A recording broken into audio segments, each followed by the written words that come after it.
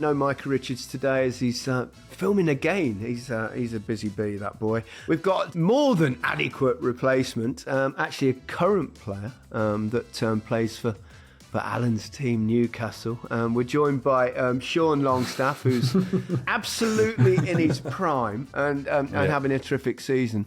A local Geordie lad as well, just like Alan. We've got something in common there, so I might need an interpreter at some point.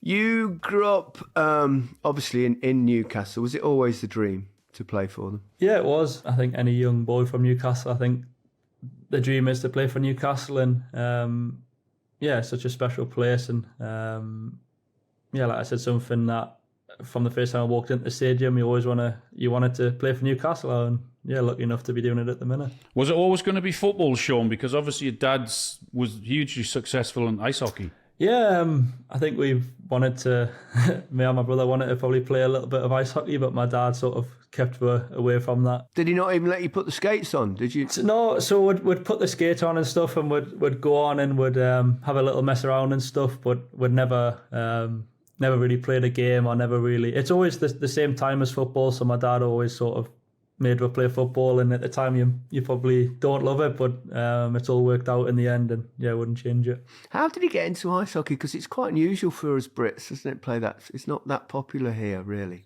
No, it definitely isn't. I think it's a sport like him. He lived across the road from the ice rink, so unless you live across the road from the rink, I don't think you're travelling 25-30 minutes to go and play. But he grew up across the road from the ice rink. The ice rink's still there, and he was back coaching that team. He finished last season, so he could watch us play a bit more football. But it's a sport I love, and got a few friends that play as well, so get to go and watch them still. And he was a good player, wasn't he? If you ask him, he says he is.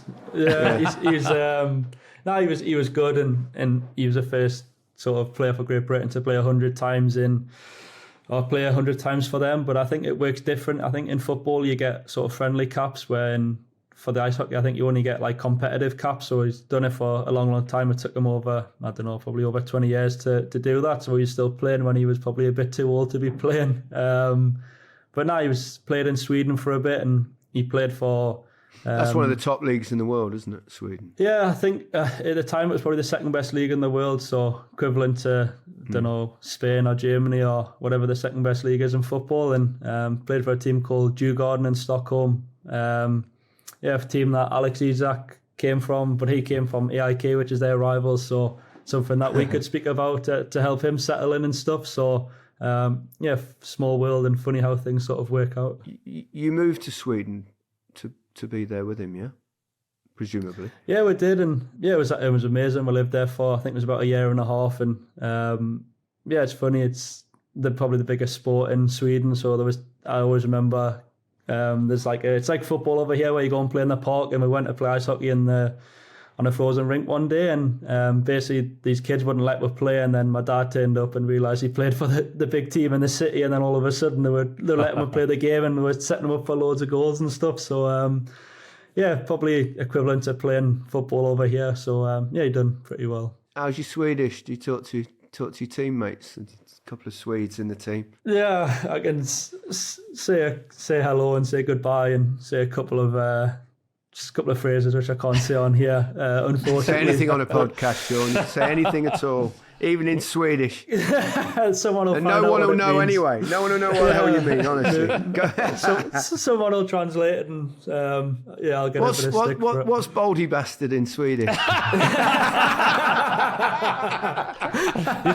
You can get done for that now. You know that. I saw that, and I can never mention it. What about big ears? You always have a go at me.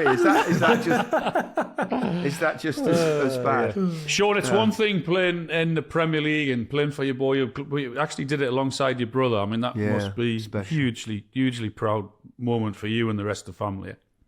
Yeah, really special. I think definitely one of the best moments I'll have playing football.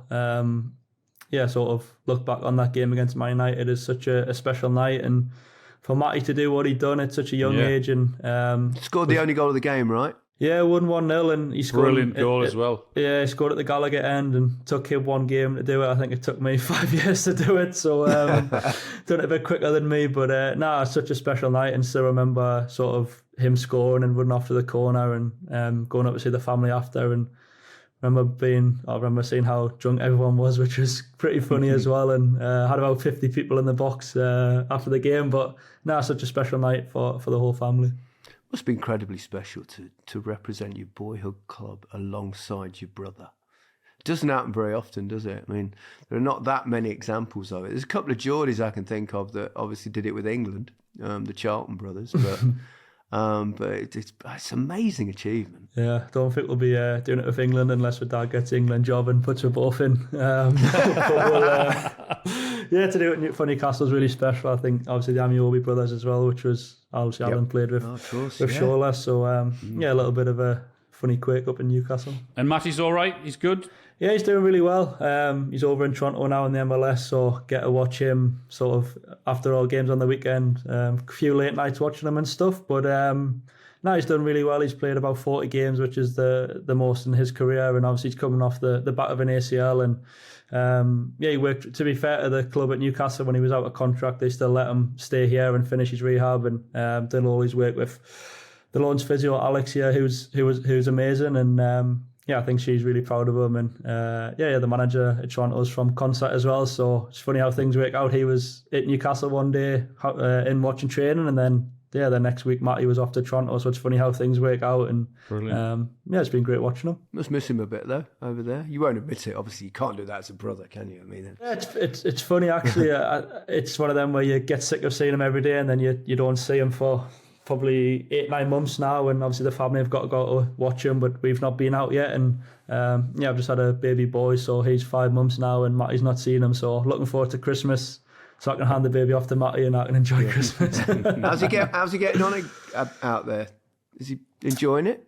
Yeah, he loves it. It's an amazing city. Obviously we're in ice hockey, and I think the Toronto Maple Leafs are the hockey team, and they're the biggest hockey team in the world. So he gets they're all owned by the same people as well, the basketball, football and ice hockey. So he gets to go and watch them all the time, and a bit jealous that he gets to play against the likes of Messi. Yeah, exactly. Played against Messi last weekend, so it's funny. Sort of, we came off the pitch against Everton and then put that straight on the bus, and then all the lads are watching him against Messi and supporting him and stuff. So it was amazing. I bet you said to him, try and get his shirt, didn't you? Well, it's funny. It's honestly, I rang him after the game and I said, "Oh, did you?" He said, "I was going to get his shirt," and then I think one of the other lads got it, and then Messi said, "Oh, if you come inside and get it, I'll get you another top." And Matty was like, "Oh, it's the last game of the season, so we need to stay out on the pitch." And I was like, "Are you stupid?" What? Honestly, I want to punch him through the phone. He was like, I need to go. I need to walk around the pitch or whatever. And I was like, I would have run inside and got his top and then came back out after. Like, absolutely. So hopefully he gets it next year. But that was one of the most stupid things he's done. I've got one shirt in my house that I keep up, and it's in a frame, and that's Messi's. Honestly, when he told us the story, I couldn't believe it. I thought he's the best player ever. I can't believe that. But tell us what it was like when you first walked out of St James's Park as a Newcastle player, your boyhood club and all that. It must have been a real thrill. Or were you nervous? Were you excited? Obviously, you know, you walk out in Newcastle and it's sort of the little stand across from you, and then you turn around and it sort of feels like it goes up into the heavens. And I've always found it quite emotional. There's times before the games, especially when I'm just stood there and you look around and you take it all in, because as a player you can sort of get lost in the moment and not take it all in, and then before you know it, it's all gone. So I just try and take it all in, really. Every time I get to do it, sort of treat it as the last time I could do it. And every time it's just as special. But for me, look around, and what a place to play football, especially when it's going well. There's no better place in the country for me. And like I said, just love every second of it. It's probably a mix of nervousness, excitement, a bit scared. But then you also know if you play well and score, you're going to be absolutely adored. It's such a special place. What was Rafa Benitez like? It must be great to have that kind of trust of a manager to give you your first real opportunity. Yeah, and especially considering I'd been on loan the last year and a half before that, and went from playing in League One to having a manager that's won the Champions League coaching you was really special. And he loved football, so he talked about it all the time, and he was trying to teach you. And make you understand things, which I absolutely loved. And I love sort of all the tactical side of the game and seeing how things work and why people do certain things. So for me, it was amazing, and I'll be forever grateful to him for giving us that opportunity. You did it slightly different, obviously, to what I did. I left when I was 15 and went to Southampton and Blackburn and came back to Newcastle. And I always felt that the local boys who had come through the academy, they always sort of treated differently, or it was the locals were always more harsh on them. I always felt that. Do you think that if things aren't going well, it's always the local guys that sort of let's face it, you were just crap. You were overrated. That's why. Nothing to do with being a local boy. The kids that everyone came loves Sean. The people that came through the academy were always sort of treated more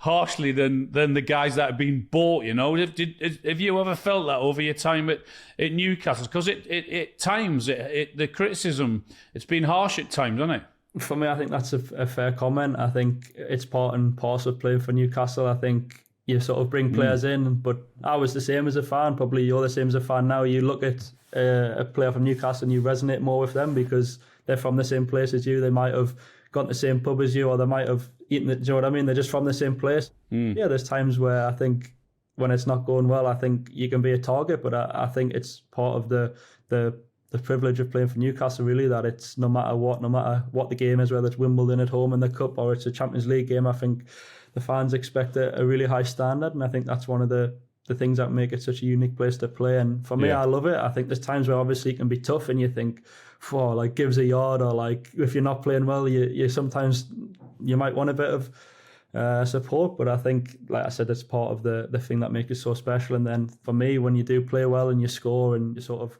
have a moment of success like we've had recently, I think the fans are amazing. So I think it's just part and parcel of playing for Newcastle, definitely. Dealing with pressure is part of being a Premier League footballer, isn't it? I mean, what's pressure for, Alan? Yes, Gary, I'm tired. Yeah. Rafa Benitez, was it a disappointment when he left? For me, it was at the time. I think, obviously, like I said, I was injured when he left, and you sort of build up a relationship with someone, and you sort of feel they can get the best out of you, and then suddenly they're gone, and I was injured. There's a new manager comes in, and you don't really know what's gonna happen, really, and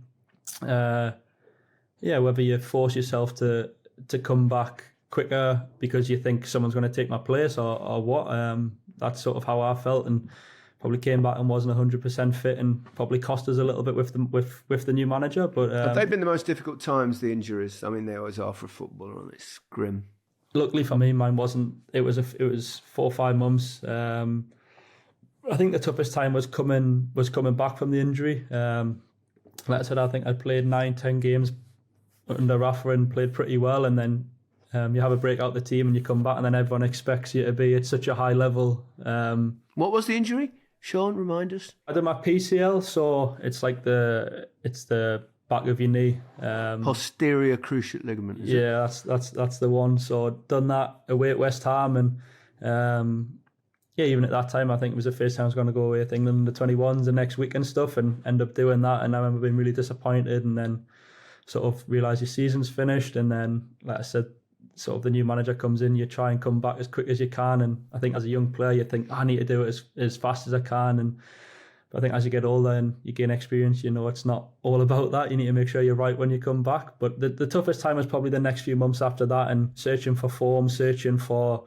trying to get back to the level you were at, and you sort of suddenly see people's perception of you change in terms of you were up here in their estimations, and then suddenly you're down here, and it's such a roller coaster. But like I said, I think that's part and parcel of being a footballer, and sort of try to take it in my stride. It's hard, really, for fans to get a sense or the perspective of what it's like coming back from a long-term injury. You can't just switch it on and be fully match fit. I mean, people talk about fitness and stuff like that, but football fitness in terms of Premier League level, it's really high, isn't it? For me, it's the best league in the world, and I think that's because of the pace and the intensity of the games I played at under Rafa and then Steve Bruce. I think there was a certain sort of element of that, and then obviously Eddie Howe's in now, and I think you think you're fit, and then I remember he came in and you realise, we're not that fit if we're going to play in this style. But to be honest, the game's only getting faster and stronger, and people are so athletic now that it's sort of, it's probably one of the main keys of the game is to be strong and quick. And it's a tough league to play in, but that's why for me it's the best league and it's got the best players. How does Rafa Benitez differ from Steve Bruce or vice versa? Rafa is probably more of on the training pitch, he wants to do every little detail and he wants to make sure every little thing's covered and in terms of how the team's going to play on the Saturday, where Steve Bruce is probably different in terms of he wants you to just go and play and have fun, and there's probably not as much structure, I would say. They both differ, but they're both very good managers, and you're going to have ups and downs with both, but obviously under Steve, I think it was a tough time for the club. Obviously, then he had COVID to deal with, and there was like so many unknowns and things that you had to deal with for the first time. So in the whole, he kept winning the league. He done a good job, and I don't think we'd be in the position we are now if it wasn't for him doing them things. Gary mentioned that you're 27 soon, aren't you? So, and it hasn't been an easy ride. Do you feel comfortable? Do you feel as if you belong in the top echelons of the Premier League now, and you're without doubt you're a regular now, aren't you? Yeah, I think so. I think for me, the biggest thing is, like you said, believing in yourself. And if you don't believe in yourself, then no one else is going to. But the thing at the minute is obviously we've got a bit of money and you're bringing in top players. And I think the game's always easier with better players around you. I think we've got a manager who's front-footed and suits my style of play. And I think you've seen in the big games that we've played, I've tended to play well in them, which is something I've sort of trying to take pride in terms of being a big game player. And there's nothing better than playing against the best players, and we experienced that last year in the Champions League. And I think under Eddie Howe, there's been obviously a significant improvement overall. You've got new owners, that's obviously made a difference as well. Does it feel more like a big club now? Before you started, and that wasn't meant as an insult back when you played for them, but you know what I mean, in a club that, given the current circumstances and possibly down the line with the possible investment, if ever they're allowed to spend it, of course, Alan, does it feel like you're a club now that can compete for trophies at last? Because that's obviously what everyone in Newcastle wants desperately. It does, definitely. I think you've even seen in the last 2 seasons, I would say. I think we've gone from being a team that, especially the top teams, sort of, they would say, "Oh yeah, they're really good," and to now they're sort of not as complimentary of us in terms of they probably think we're more of a challenge and more of a tougher game when they come up against us. So I think for sure we're bringing in top players, and we've got top players about to come back from injury as well, which is really exciting. And I think as a club and as a team, it's something we speak about a lot, is trying to win something. We know it's tough. We know that there's a lot of good teams in the Premier League, but there's no reason why when we're at it and everyone's together and the city's sort of pulling in the same direction, that we can't challenge for things, and whether that's the cups or to get back in the Champions League, and hopefully we'll do both. Not only is it a different football club to the one when you made your debut under Rafa, it's a different football club to when Eddie took over, really, isn't it? In terms of from where you were, battling relegation, there was a real live chance of Newcastle being relegated when Eddie took over. So you've seen an incredible change, haven't you, from your debut to where the club is now? Yeah, it's been huge. I remember, I think it was, like I said, Chelsea was my first start in the Premier League, and you go there and it's sort of it's a great day out, and hopefully we can nick a point and we'll get 11 men behind the ball and we'll do whatever. Where now you're going to Chelsea and you need to win because you're trying to take points off the top team. So I think the mentality's had to change, and I think as a player it's one that you can only love, because the fact that you're trying to win things, you play the game to win things or to challenge to finish as high up as possible. And we've got top players who ultimately, if we want to keep them, we'll have to be sort of giving them that incentive to win things. So it's a different club totally, and the manager's done a really good job of forcing that upon the players and saying that we need to change with it, unless ultimately you won't be here, because they want to try and go at the very top. So the manager's amazing. I've never seen someone pull the city together as he has, and he's got everyone, like I said, sort of pulling in the same direction. And I think you've seen it before as a player, when the club's like that and the city's all together, it's a tough place for other players to play, and it's an amazing place for us to play. Talked about Eddie Howe and the fact he's a hard trainer and gets your fitness levels have got higher. You smirk when I say that. It's obviously he really is, isn't he? A hard taskmaster. But he comes over, Eddie, doesn't he, as this really, really nice guy. But he's obviously tough as well, isn't he? Yeah, he is, and I think that's I'll why... give you one bit of advice. Don't slag your manager off. But I was going to say, I think that's what makes him so special, is I feel as though one minute you can be having a conversation about family and you sort of think, oh, he's a really nice guy, and then the next minute he's on you in training for something and you think, oh, where's that came from? But I think he'll never... he's never one to, no matter who the player is, if he doesn't think you're at the standard that you need to be, he's going to tell you, and I don't think he's afraid to do that, which... yeah, it's really good, and I think that's the only way the team's going to improve. I think there's meetings where he comes in and he puts an arm around you and gives you a little bit of loving, and then there's other meetings where he comes in and gives you a bit of a kick up the arse and tries to get you going that way. But he knows the right times to do both, which is what makes him so special. And I've got a great relationship with him, and really, really lucky to have him as a manager. Is it really that intense in training that he wants you to do it as you are in a match every single day? Yeah, I think... even today we're training, and one of the bits after the drill was a recovery sprint, and he was like, if you're not sprinting in, I'm gonna make you do it again. And then you do it, and there's some lads who don't fully sprint, and he's like, all right, you don't think I'm gonna make you do it again, get back up there, you're doing it again. It's like so I think it's such a sweet, comes over as such a sweet side, isn't it? Really, he not always smiling. He flips the switch on the training pitch, but I think that's where he loves to be. And but yeah, like I said, he comes across that, not that he isn't. He is a great guy as well. But on the training pitch, he expects his standards to be so high for players and staff alike. So if his staff are joining and they do a bad passing training, they'll be getting it as well. Don't worry about that. But no, he's amazing, and like I said, we're really lucky to have him. You're part of that midfield now. Obviously, fans always love to know about what players are like, not just in terms of footballing ability and stuff, but more what they're like off the pitch. That midfield trio you seem to have some kind of, I mean, you're from different places and different areas and different parts of the world, but you seem to have a real togetherness and understanding in there. Yeah, I'd say so, but I think it comes from knowing your role specifically. I think each role in our team is very specific, and that's why I think for new players it sometimes can be tough to come in and play straight away. But yeah, like I said, obviously you've got Bruno and then Joe Linton, who together are amazing, and there's times where you're next to them and they're speaking Brazilian, they're probably saying, who's this fellow I've got stood next to in midfield? But no, you should take that. You should take that as a massive compliment. There's you and two Brazilians in midfield. Yeah, I mean, come on, everybody wants that. Honestly, we played Man United away 2 seasons ago, and I think they had Casemiro and Fred and Joe Linton and Bruno, and there was like 4 Brazilian internationals and me playing midfield. I was like, what's going on here? But no, we actually are blessed to have a really, really strong midfield. I think obviously with Sandro coming back, he's a big help, and I think probably the most underrated one's Joe Willock. I think when he's fit, I think he's so vital to us. The way he carries the ball, he's so athletic. He doesn't think too much in terms of he's always willing to take risks and try things, which I think makes him so good. And yeah, it's a good, and Lewis Miley as well. It's a good blend of youth and experience. And we'll push each other every day to be better. And I'm biased, but I think it's definitely one of the strongest parts of our team. Have they developed a Geordie accent, those Brazilians, yet, or not? No, but they all speak a bit of Geordie, I think, especially when they start getting a bit angry. I think they get a little bit more Geordie, or there's a Geordie phrase comes out, which is quite funny. But yeah, it's a great group, and really, really good group.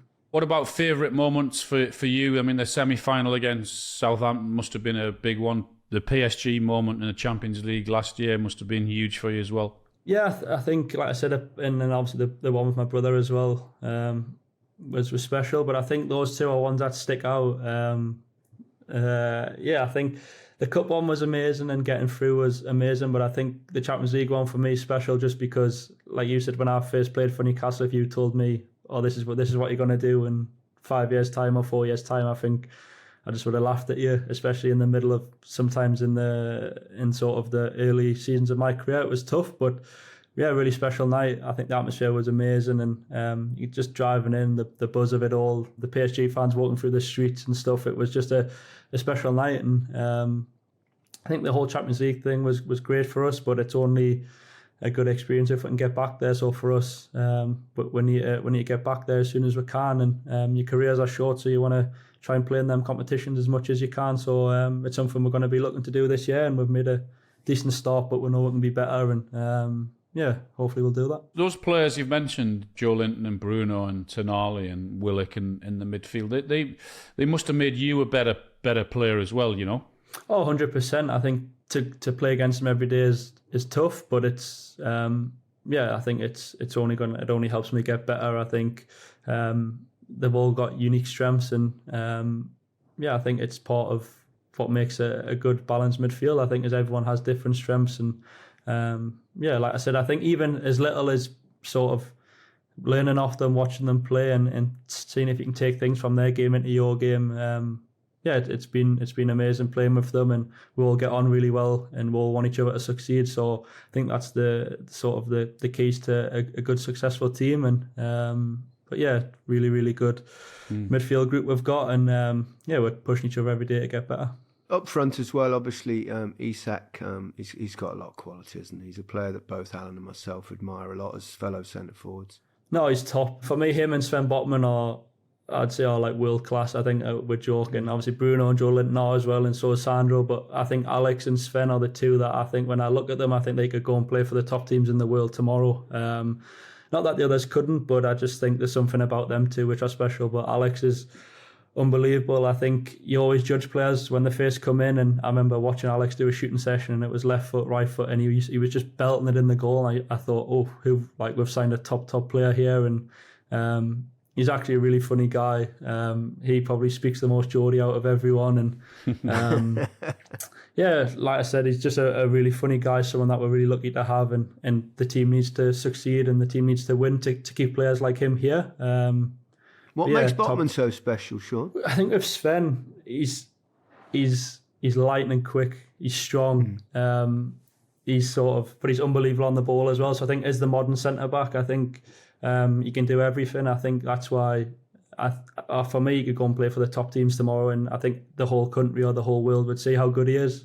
Obviously, he's come back from an ACL, so don't want to put too much pressure on him coming back. But it's been a big miss, I would imagine. Yeah, he has. Obviously, Dan and Fabi have done amazing, but I think when we were at our best, Sven was a massive part of that. And there's even times when he's 1v1 with Haaland, and we'll go away to Man City, and it's him and Haaland on the halfway line against each other, and he's having a really good battle with him. But I always laugh. I think there has to be something wrong with him because he's unbelievable at football, and he's a handsome bugger as well. So he's got everything. So I love Sven. I think he's top. Fantastic stuff. What do you think you need at Newcastle to go on to actually challenge for trophies? Yeah, I think always evolving in terms of whether it be adding layers to a game. I think the biggest thing, I think any team that's successful, I think you need it sounds stupid, but the first time you win something, I think will then give everyone around it belief and think, we're going to actually go on and do even better things. I think the first time you sort of see the success and you see you see the winning happening, if that makes any sense. I think the biggest thing's belief, because I think the top teams are so good. If you don't believe you can beat them and you can go to their places and win, then you've got no chance. So for us, it's about building, it's about evolving as a team, but also you've got to have the mentality that you're the best team no matter who you're playing, and having that mentality whether it's against bottom of the league or top of the league. And I think we're building towards that. The manager's trying to instill that in us every day, and we believe we've got a really, really strong group who can do special things, but we need to be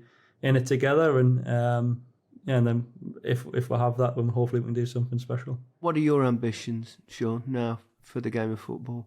As you coming to the, I suppose, your absolute prime of your career, really. This is the age, really. I always think from between about 24 to 29 is, that's when you should be. You're physically at your best. You're more mature as a human being. So what are your ambitions now for you and Newcastle, possibly?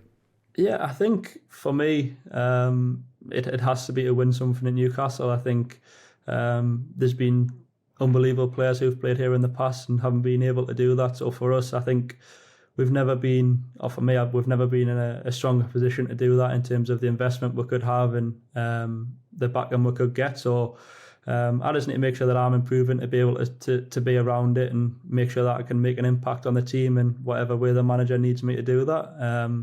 But I think I'd love to win a trophy at Newcastle, and I feel as though I've sort of ticked off little things in terms of playing my first game, doing such and such, and then I got a captain the team last year, which was amazing. But for me, I want to try and win a trophy. I think in the past, I think people have been maybe a little bit scared to say that, but I think unless you're sort of willing to put it out there and willing to work towards something every day, you're not going to achieve it. So for us and me, I think the trophy's the big one, and then you'll be remembered forever. Absolutely. And you'll have one over on Alan Shearer. Definitely will. At Newcastle anyway, that's for sure. Sean, before I let you go, a little bird tells me you're bloody good at cricket. It depends who you ask. I think it's something I've done since I was 9-10 years old. Used to go to the cricket club, and for me it's a chance to, I always use it as a chance to escape in the summer. I think if you for whatever day of the week it'll be, I'll probably be down the cricket club, especially on the weekends, whether it's watching or I know they probably don't love us playing, but there's a little bit superstitious, and I think I didn't play cricket for 2 seasons, and I think those 2 seasons have been my worst. So I used to have arguments with Terry Venables about it all the time. We were playing cricket. I got injured one day bowling. And he said, right, that's it, you're never playing cricket again. I went, no, what about if I don't bowl again? Because I never bowled anyway normally. So we came to an agreement. Are you a batsman or a bowler? Well, I'm a bit more of a bowler. All-rounder. Not to be honest, I think as I've got older, I've got a bit more scared of the ball. So I think you're quickie. You look like you're built for quick bowling. I can be, although my knees and stuff are going now, so maybe not as much. But yeah, it's something, like I said, it's something I absolutely love, and a lot of my friends play, especially at Durham. I've got a few good friends at Durham, so get to watch them. And like I said, just a superstition really. I feel like if I don't play cricket in the summer, then I'm not going to have a good season. So that's just in case Eddie Howe's listening, isn't it? I know I shout superstition. I think his first season he said, "Oh, I heard you like to play cricket," and I was like, sometimes, not loads. And then he's like, maybe don't play it as much. And then I thought, I know what's going to happen here, but I've played it a couple of times, but I'll probably have to give the ball a miss now and maybe keep playing. That's my advice. It's a great sport. Sean, thank you so much for your time. It's been an absolute delight. Wish you all the very best with all your ambitions. And are you playing tomorrow? To be honest, I don't know. Tough game, Brighton. Although if you use your heads against them, you're going to have half a chance because they do place quite the high line. You might make a little late run through midfield, one-on-one with the keeper. Bosh, job done. Time it right. That's the plan. Alan will be cheering you on, that's for sure. Absolutely. we'll be in match of the day. We're both in on Saturday, Gary, so we'll be shouting. We'll be watching closely, Sean. We'll be watching closely. Good luck to you.